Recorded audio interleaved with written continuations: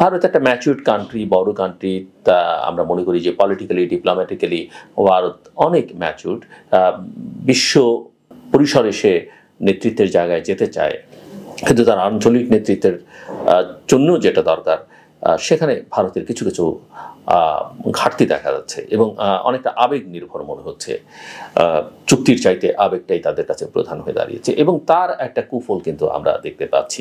এই যে অ্যাকসেপ্ট করতে না পেরে ভারতের দিক থেকে, বিশেষ করে ভারতীয় মিডিয়া এবং ভারতীয় নেতৃত্বের একটা বড় অংশ, এটা কোনো বিশেষ দল বললে এখন আর বলা যাবে না, সবাই মিলেই যে আচরণটা করছে সেটা বিভক্তিটা বাড়াবে এবং আচরণের একটা প্রতিক্রিয়া, সেটা হয়তো কোনো কোনো ক্ষেত্রে কারো কারো কাছ থেকে শোভনও নয়, সেটাও বাংলাদেশের দিক থেকে হচ্ছে এবং সেটা বাংলাদেশের জনগণের বহিঃপ্রকাশ যেমন একটা আছে ক্ষোভের, অন্যদিকে আছে এখানে কিছু মানুষ আছে ভারতীয় এই প্রভোকেশনে বা তাদের এই ফাঁদে পা দেওয়ার জন্য তৈরি, বা তারাও এক ধরনের উগ্রতা উস্কানি ছড়াচ্ছে।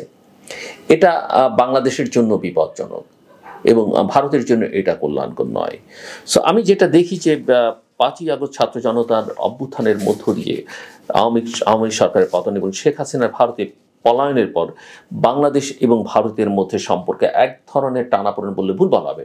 উত্তেজনা দিনে দিনে সময় যত গড়াচ্ছে পরিস্থিতি তত খারাপের দিকে যাচ্ছে এবং এই অবস্থায় পতাকা অবমাননা ঘটছে। বাংলাদেশের যে হাই কমিশনের সহকারী হাই কমিশন ত্রিপুরায়, সেখানে অন্যান্য জায়গায় সেগুলোতে আক্রমণের ঘটনা ঘটেছে। ভারতীয় কর্তৃপক্ষ দুঃখ প্রকাশ করেছেন, কিছু ব্যবস্থা নিয়েছেন, কিন্তু ঘটনাগুলো ঘটছে। বাংলাদেশের পতাকা ভারতে পুড়ছে, ভারতীয় পতাকা বাংলাদেশে পুড়ছে, পায়ের নিচে পতাকায় স্থান পাচ্ছে।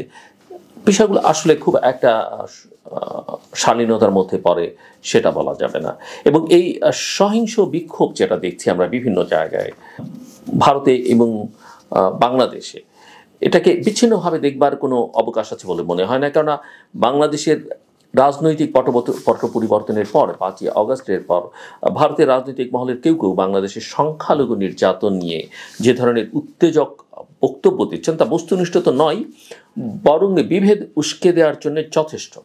এবং এখানে যুক্ত হয়েছে সামাজিক যোগাযোগ মাধ্যম, এমনকি মেইন স্ট্রিম মিডিয়া যে মিস ইনফরমেশন, ডিসইনফরমেশন ছড়াচ্ছে। বাংলাদেশের দিক থেকে সেগুলোকে বাংলাদেশে যারা ফ্যাক্ট চেকিং করেন তারা সেগুলোকে ডিবাং করবার চেষ্টা করেছেন, সেগুলো প্রমাণ করে দেখিয়ে দেবার চেষ্টা করেছেন যেগুলো মিস ইনফরমেশন, ফেক নিউজ বা ডিসইনফরমেশন চাই বলি না কেন। মাঠের রাজনীতি ছাড়িয়ে ভারতের লোকসভাকেও এটি পৌঁছেছে এবং আপনারা জানেন যে ভারতের পররাষ্ট্রমন্ত্রী ডক্টর এস জয়শঙ্কর লোকসভায় বলেছেন যে বাংলাদেশের সংখ্যালঘু পরিস্থিতির উপর ভারত গভীরভাবে নজর রাখছে। ফলে এটা বললে অত্যুক্তি হবে না যে বাংলাদেশ বিরোধী কথাবার্তাকে ভারতের অভ্যন্তরীণ রাজনীতির গুটি হিসেবে ব্যবহার করা হচ্ছে।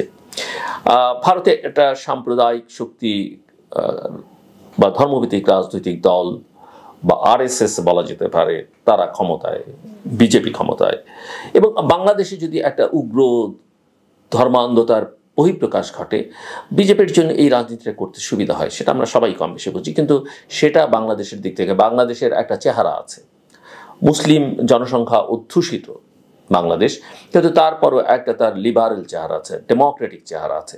আমরা সেই চেহারাটা কোনো কোনো রাজনৈতিক নেতৃত্ব কখনো কখনো খর্ব করবার চেষ্টা করেছেন, কিন্তু বাংলাদেশের সাধারণ মানুষ আমরা কখনোই সেটা চাই না।